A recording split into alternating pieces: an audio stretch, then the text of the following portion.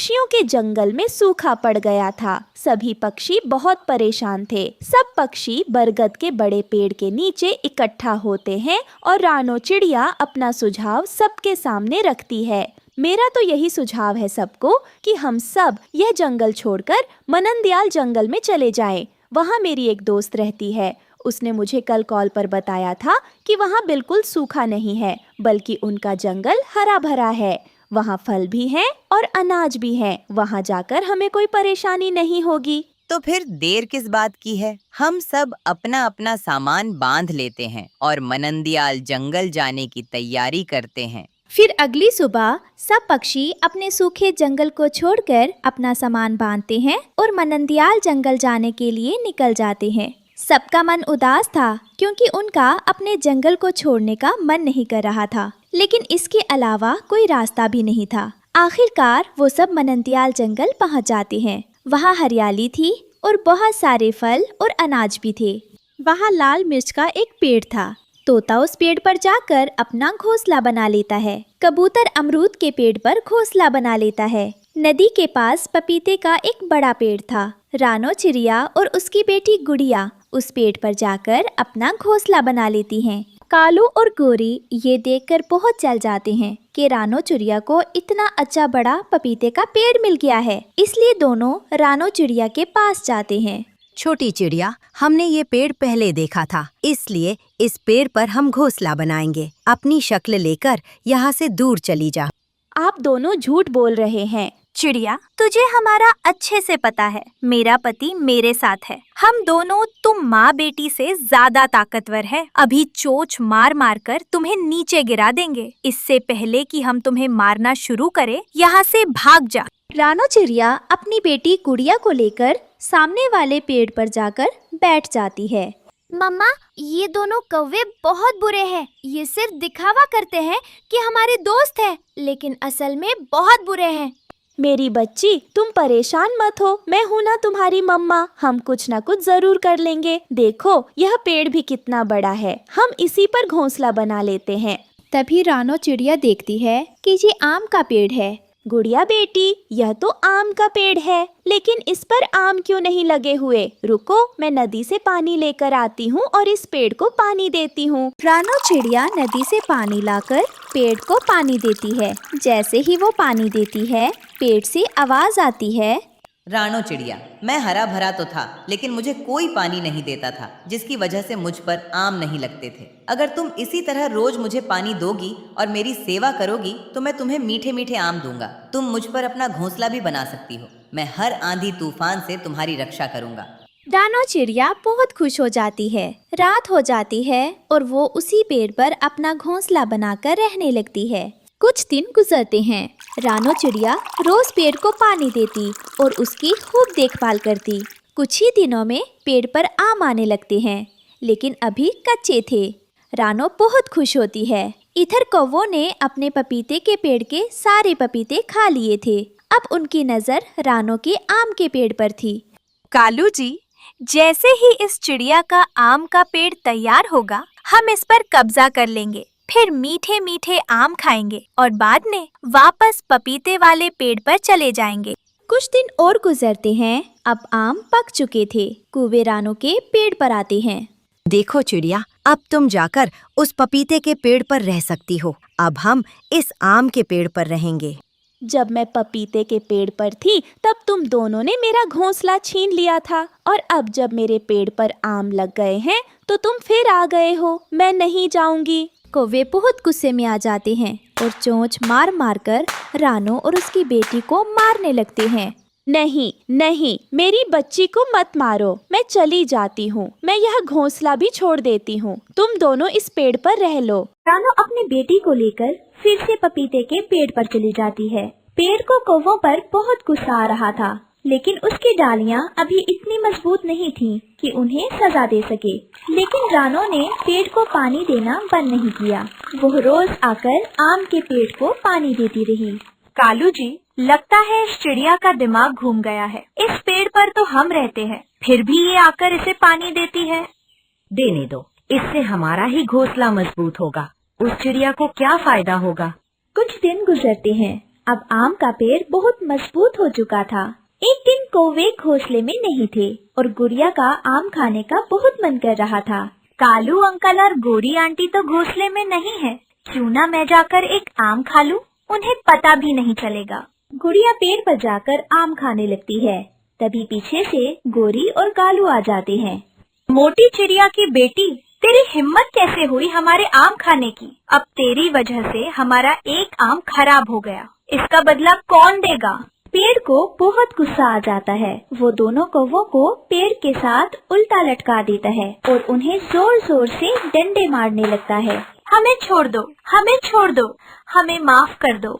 मैं तुम दोनों को तभी छोड़ूंगा जब तुम यह जंगल छोड़कर चले जाओगे। ठीक है, हम यहाँ से चले जाएंगे। बस हमें छोड़ दो, हमसे गलती हो गई। फिर पेड़ कौवों को छोड़ देता है और दोनों धड़ाम से जमीन पर गिरते हैं। जैसे ही पेड़ की बेल उन्हें छोड़ती है, दोनों वहाँ से भाग जाते हैं। जब रानो चिड़िया वापस आती है तो गुड़िया अपनी मम्मा को सारी बात बताती है। चिड़िया, तुम बहुत अच्छे मन की हो। तुमने रोज मुझे पानी दिया और मेरी सेवा की, इसलिए मैंने आज तुम्हारी मदद की। आज से तुम मेरे ऊपर घोंसला बनाकर रह सकती हो और मैं तुम्हें मीठे मीठे आम खाने को दूंगा। प्यारे दोस्तों, आपको ये कहानी कैसी लगी कमेंट में जरूर बताइए और इस कहानी को लाइक, अपने दोस्तों के साथ शेयर और चैनल को सब्सक्राइब करना बिल्कुल मत भूलना। आपका धन्यवाद। कमजोर जरूर थी मगर वो बहुत बुद्धिमान थी। उसके 2 बच्चे थे, बेटे का नाम कुकू और बेटी का नाम गुड़िया था। दोनों बच्चे पढ़ने में बहुत लायक थे। दोनों बच्चे सब कुछ अच्छे से सीख रहे थे। कुकू और गुड़िया बेटी, कल का सबक याद है ना? हाँ मम्मा, मुझे सब याद है। भोजन लेने के लिए हमें ऊंची उड़ान लेना होती है। और गुड़िया बेटी, घोंसला कैसे बनाया जाता है? चिड़िया के पड़ोस में गोरी कौवी रहती थी। उसका भी एक बेटा था जो बहुत नालायक था। वो पढ़ने और सीखने की तरफ तवज्जो न देता। गोरी की माँ आई हुई थी। वो अपनी बेटी गोरी कौवी से कहती है, गोरी बेटी, जग्गू कुछ पढ़ता भी है या सारा दिन आवारा ही फिरता है? नहीं माँ, जग्गू ना तो पढ़ता है और ना ही कुछ सीखता है। तुम्हारी पड़ोसन चिड़िया के बच्चों ने सब सीख लिया है। माँ, वो चिड़िया खुद पढ़ी लिखी है। अगर आपने मुझे भी 2 जमातें पढ़ाई होती तो मैं भी अपने जग्गू को पढ़ा सकती। मैंने तो बहुत कोशिश की तुम्हें पढ़ाने की, मगर तुम अपना बैग लेकर नदी पर चली जाया करती थी और वहाँ तितलियों से खेलकर घर आ जाती थी। फिर दूसरे दिन गोरी कौवी अपने बेटे को साथ लेकर चिड़िया के पास जाती है। चिड़िया, तुम तो जानती हो मैं पढ़ी लिखी नहीं हूँ। अगर तुम थोड़ी देर मेरे बेटे को पढ़ा दिया करो तो मैं तुम्हें इसके बदले कुछ पैसे या फिर कुछ दाने दे दिया करूँगी। गोरी, आप पड़ोसन हो मेरी, मैं जग्गू को फ्री में ही पढ़ा दिया करूँगी। आप कल से इसे मेरे पास भेज दिया करना। जग्गू, हम इकट्ठे बैठकर पढ़ा करेंगे और साथ खेला भी करेंगे। मगर जग्गू चुप था। ऐसा लग रहा था उसे पढ़ने पढ़ाने वाली बातें अच्छी नहीं लग रही थीं। दूसरे दिन गोरी कौवी अपने बेटे से कहती है, जग्गू बेटा, चलो जल्दी करो, अपना बैग उठाओ और पढ़ने जाओ। मम्मा, मैं नहीं जाऊंगा, मेरा दिल नहीं कर रहा। मगर उसकी मम्मा उसे पढ़ने भेज देती है। मम्मा चिड़िया नदी पर गई हुई थी। कुकू और गुड़िया बैठे पढ़ रहे थे। जग्गू भी वहाँ चला जाता है। मुझे पानी पीना है, मुझे पानी दो। जग्गू भैया, मैं अभी आपको पानी लाकर देती हूँ। गुड़िया रसोई में जाती है और एक गिलास पानी लाकर जग्गू को दे देती है। जग्गू जानबूझकर पानी कुकू की किताब पर गिरा देता है। जग्गू, ये क्या किया तुमने? तुमने मेरी सारी किताब गीली कर दी। मैंने जानबूझकर नहीं किया, बस गिर गया। मम्मा चिड़िया भी घर आ जाती है। मम्मा देखें, जग्गू ने कुकू भैया की किताब पर पानी गिरा दिया है। कोई बात नहीं बच्चों, सूख जाएगी। जग्गू बेटा, आज का सबक याद कर लो। भोजन ढूंढने के लिए हमें घने जंगल में जाना होता है और घोंसला बनाने के लिए सूखे तिनके, सूखा घास और लकड़ियों की जरूरत होती है। मैंने याद कर लिया टीचर, अब मैं जाऊँ? कल सबक याद करके आना। अब आप जाओ। घर जाकर वो पढ़ने की बजाय खेलने लगता है और रात को जल्दी सो जाता है। अगले दिन चिड़िया जग्गू से कल वाला सबक सुनती है। जग्गू, जल्दी से बताओ, घोंसला कैसे बनता है? टीचर जी, पहले तोते अंकल की लकड़ियाँ चोरी करते हैं और फिर कबूतर अंकल के सूखे पत्ते। ये सुनकर चिड़िया हंसने लग जाती है। बेटा, आपके मम्मा और पापा ने हमेशा चोरियां की, इसलिए आपने ये सीखा है। पानी पानी, मुझे पानी पीना है। मम्मा चिड़िया रसोई में जाती है और जग्गू के लिए पानी लेकर आती है, मगर जग्गू ग्लास पकड़ने की बजाय फिर से पानी गुड़िया की किताब पर गिरा देता है। मम्मा मम्मा, जग्गू बुरा है, बहुत बुरा है। कल इसने भाई की किताब खराब की और आज मेरी किताब पर पानी गिरा दिया है। गुस्से में मम्मा चिड़िया जग्गू के एक लगा देती है। हर समय शरारत करते हो, तुम्हारी मम्मा ने तुम्हें यहाँ पढ़ने के लिए भेजा है। गंदी गंदी कमजोर चिड़िया, छोटी चिड़िया, तुमने मुझे मारा। मैं अभी जाकर मम्मा को बताता हूँ। मम्मा मम्मा, उस कमजोर चिड़िया ने मुझे मारा, मेरे यहाँ मारा उसने। क्या उस कमजोर चिड़िया की इतनी हिम्मत है मेरे बेटे को मारे? चार जमाते क्या पड़ गई वो चिड़िया, खुद को न जाने क्या समझती है। गुस्से में गौरी कव्वी झाड़ू उठाकर घर से भागती है। छोटी चिड़िया, मैंने अपने बेटे को तुम्हारे पास पढ़ने के लिए क्या भेज दिया? तुम खुद को न जाने क्या समझने लग गई हो। मैं अभी तुम्हारी सारी टीचिंग निकालती हूँ। गौरी कव्वी चिड़िया को झाड़ू से मारने लगती है। छोड़ो छोड़ो मुझे मेरे बच्चों के सामने रुसवा ना करो। मेरी मम्मा को छोड़ दे आप, मेरी मम्मा को छोड़ दें। बुरी आंटी, गौरी आंटी बहुत बुरी हैं। गौरी चिड़िया को मारकर वहाँ से चली जाती है। कोई जरूरत नहीं है कल से चिड़िया के पास जाने की। जग्गू बेटा, समय के साथ साथ तुम सब सीख जाओगे। फिर क्या था, जग्गू तो सारा दिन आवारा घूमता। एक दिन जग्गू कौवा आवारा घूम रहा था जब उसे एक आवारा उल्लू दोस्त मिल जाता है। दोस्त, कहाँ जा रहे हो? मैं आज घोंसला चोरी करना सीखने जा रहा हूँ। अच्छा, मैं भी सीखूंगा। फिर तो तुम मेरे पक्के दोस्त हो। चलो मेरे साथ, मैं बताता हूँ तुम्हें कि घोंसला कैसे चुराते हैं। फिर जग्गू और वो उल्लू दोस्त थोड़ी दूर एक पेड़ के पास जाते हैं। बुलबुल नदी पर गई हुई थी, उसका घोंसला खाली था। इधर उधर देखो और उठा लाओ वो घोंसला। जग्गू ऐसा ही करता है। वो दोनों घोंसला उठाकर वहाँ से भाग जाते हैं। ये घोंसला तुम ले जाओ, मेरे लिए हम कल कोई और चुरा लेंगे। जग्गू खुशी खुशी वो घोंसला लेकर घर चला जाता है। मम्मा मम्मा, देखें, मैंने घोंसला बनाना सीख लिया है। जग्गू बेटा, ये घोंसला कहाँ से लिया तुमने?